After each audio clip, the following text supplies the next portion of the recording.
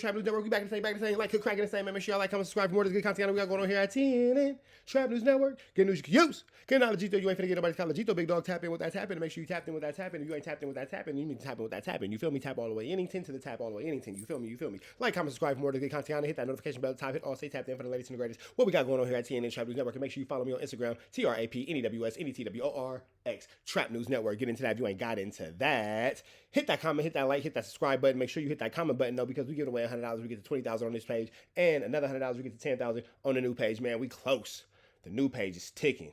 Might need about 40 more people over there to get to that 10,000. So make sure you tell a homie to tell a homie. And if you G-writing, get out the G-write, bro, and hit that subscribe button. That means stop watching this content if you ain't subscribed. You feel me? Hit that subscribing button. That's all you gotta do, bro. That's all you gotta do. Hit the subscribe button. I ain't asking for much. You enjoying the content. It's somebody who watches every day and they hit the subscribe button, bro. You ain't even gotta be like that, my nigga. You could be a lot of ways, but you ain't got to be like that. If you just hit that subscribe button, let me know in the comments that you just stopped being like that. You hit that subscribe button. We got Jhood. Jhood is responding to Munchie B and Spider-Loc. Jhood said that he was 50-0. He's from Stevenson Village. He said that he was 50-0 against Spider-Loc's homies. I'm not quite 100% sure. I'm going to look into it, but somehow that led to a interesting conversation between Spider-Loc and Munchie B, but now we have Jhood's response to both. Let's get into this content. I want no further ado. Let's get into it. Let's go. And you already know. Yo, we back for another video, and you already know who it is. It's Jhood. You know, we try to like keep positive vibes. You know, all. What does the world come to where niggas in jail are responding back and forth on Instagram, YouTube to niggas on the streets? Well, let's keep going into this. Praise to the Most High. Peace and blessings to all. And, you know, like, comment, subscribe. And we accept all donations. Donations are in the description right below. Today, what we gonna talk about? Today, I just got on Spider-Loc live. We chopped it up. I shed a little clarity on the 50-0 stuff. Like I said, I fought way more than 50 of them dudes. And there's no shade on them dudes, you know, they some strong dudes. But I didn't do too much losing. I probably can say I had a cool fight with Tiny Deuce. Tiny Deuce dropped me down to one knee, but after that, it was what it was. I think I like whooped him like the next 4 rounds. I kept one to go. But I guess they got on the phone with some dude named S-Man. You know, he's a big old dude. I was like, young dude, 160 pounds. See, that's the thing about that county jail. That's why I'm trying to tell these kids, stay out of jail. Because size don't matter. If you gangbanging and you out there playing with guns, you're going to run across all type of.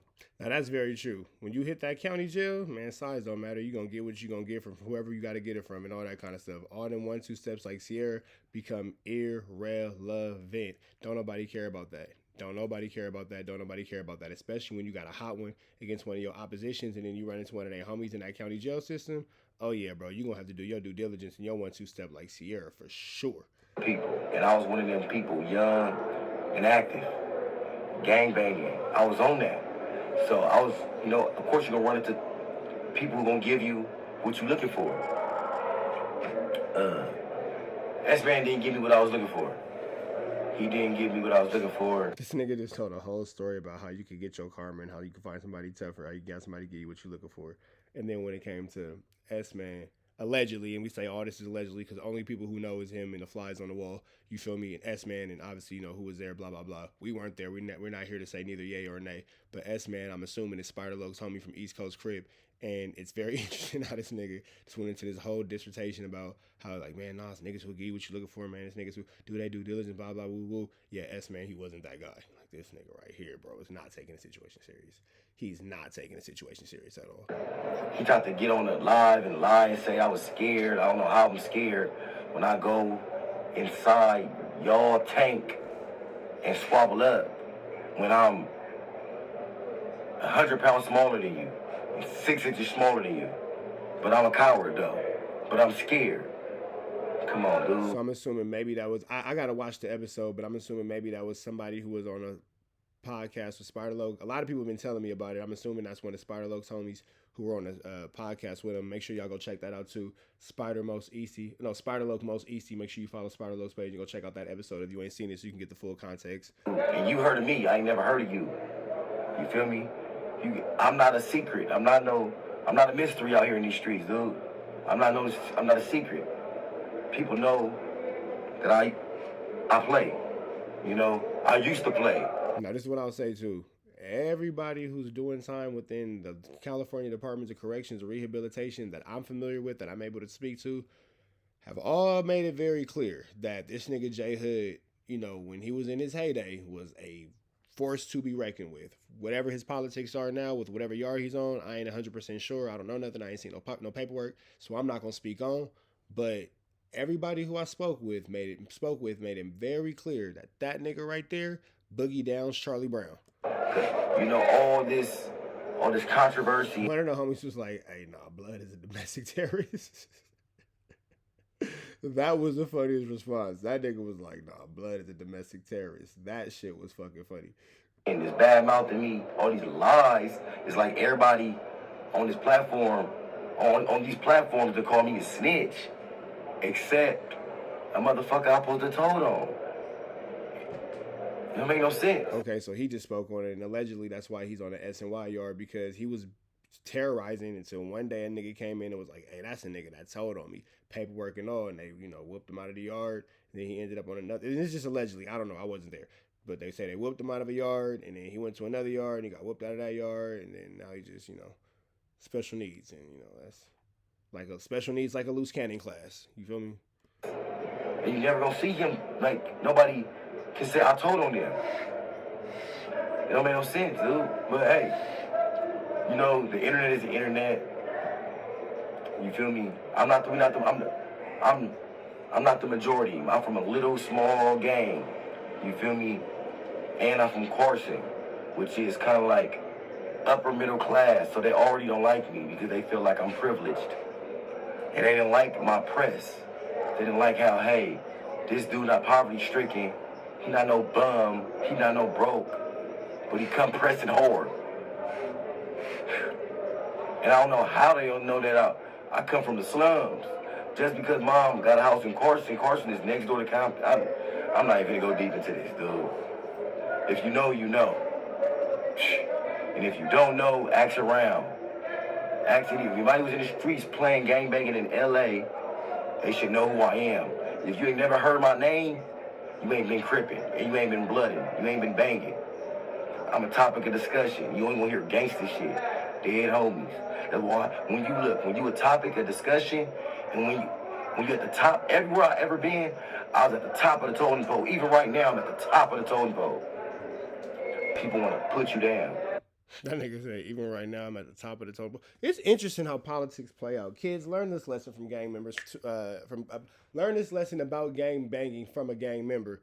It's interesting how the politics go down, bro, because he went from being, you know, one of these, allegedly, you know, just what I'm hearing from people I've spoken to within the California Departments of Corrections and Rehabilitation, went from being a terror to having his way and doing whatever, you know, however it's in his prison system, to one fateful day you wake up and, you know, the dude hit the yard, he say you let you X, Y, and Z instead of A, B, and C, and now you S and Y'd up, like, and now everything, like your whole career just goes down the drain. Like, it's like all that was for nothing. And essentially, now you have to look at where you are in the penitentiary, and that is now for nothing. Because if your whole gang career, your whole criminal career goes down goes down the toilet, and you know what I'm saying, you can't wash away your sins, you're now sitting in the penitentiary for nothing. At least when you was a respected gang member, it was for the set. Now it's just cuz. Message. Barn and Kelly's. And that's the streets for you. They never want to see you win. That's why I tell the youth. That's real. That's real. They never want to see you win. In the penitentiary and the graveyard, undefeated, my friend. Undefeated. Stay out of these streets. Here, you have me. I'm a gangster. I never got paid for it. Almost died. I didn't get paid for it. Almost got the death penalty. I didn't get paid for it. I got on the stand in my own defense. I almost got killed for it. Okay, so I guess that's the paperwork. They say in Crips they supposed to take the stand. Period, is what the conversation was, and he got on the stand for whatever reason, and that led to the politic of him being a snitch allegedly. I stopped my nephews from getting sent to the system. Almost got killed for it. I did a stand-up thing as a man, and what was best for me and my family, and I didn't harm nobody else. And they tried to what's the word I'm looking for? Crucify you. It came with so much scrutiny and so many lies, and it's like they wanted me to get life. It's like they rather have me inside of a prison cell for the rest of my life than back on the streets. Now, when you hear stories of me getting jumped, they say my homies jumped me. When they say my homies, they mean other Crips. They don't mean people who know me personally. Nah, it was never no dudes who knew me personally who jumped me. And even the dudes who jumped me, they said we're only doing this because the older homies told us we have to. And in the prison, if they ask you to do something, if you don't do it, they're going to come get you. And everybody who put their hands on me, they told me, like, we didn't want to do this. We know you solid. And it's just fucked up. It's a fucked up situation. So, hey, it's a messed up situation when you put your all into something and an accident or a mistake or doing what's best for you, even if you don't hurt somebody else, can cause the people who say they love you, the people who you put it all on the line for, to turn against you. And that's what gang life is. Gang life. Hey, this is a strong message, man. I hope you kids is paying attention and not taking this lightly, because this is a direct result of flammery, skullduggery, and larceny for sure. He's letting y'all know, like, hey, bro, it could end up like this for you. So keep your shit together. Cross your T's and dot your I's. It's nothing but fake concept of family and fake love. You feel like everybody loves you until you mess up, or until somebody says you messed up. Then the same people who say they love you will not hesitate, and I repeat, will not hesitate to put a bullet in your head. Mm-hmm. They will not hesitate to put a knife in your back. They will not hesitate to have sex with your baby mama. They will not hesitate to break into your house. Hey, this is personal. He got done some ways. He got done some ways. He got done some ways. He got done some ways. Goodness gracious, you can hear the pain in his voice. They will not hesitate into doing wrong to you. You got a few solid dudes out there. I was one of them solid dudes. You would never hear no story about me snaking none of my homies. Ever. You would never hear no stories about one of my homies that they was hungry and I didn't feed them. I was one of them dudes who used to help homies pay their rent. Because I got a brain, I got a mind, and I know how to get money. I know how to hustle. I know how to remain on top of the totem pole. No matter where I'm at, I'm gonna find a way. And they didn't like that. They felt like you supposed to just be quiet. Nowadays, they say any conversation with the police is telling. Unless technically by the old school rules, any conversation with the police is definitely telling. Definitely by the old school rules. You already in jail. That don't make no sense. So if you already in custody, I can say, hey, my homie Blue trying to get moved in the cell with me. And that's not telling. But if you're on the streets and you say, hey, that's my homie Blue, now you a snitch. That don't make no sense. The streets are biased. And why you need to stay out the streets. you make more money in a corporate office. You would make more money inside at being a cashier at McDonald's than you would make off full-time gangbanging in the streets. That's definitely 100% true. You actually make more money doing anything, whatever, than gangbanging. That gangbanging doesn't pay. And the full-time gangbangers, they get life or they die. Period. Ain't no way around it. If you full-time, full court pressing, you gonna get life. And there we go, man. That's Jhood. Sponsor Munchie being Spider-Loc, man. We up out here to the next one. Make sure y'all like, comment, subscribe. What is this? I'm gonna go ahead and subscribe, man. This is Jhood's page. If y'all y'all ain't subscribed yet, make sure y'all follow bro's page too, man. Show him some love. We up out here to the next one. Y'all know it's free. Avenue Angel, so he's free. We got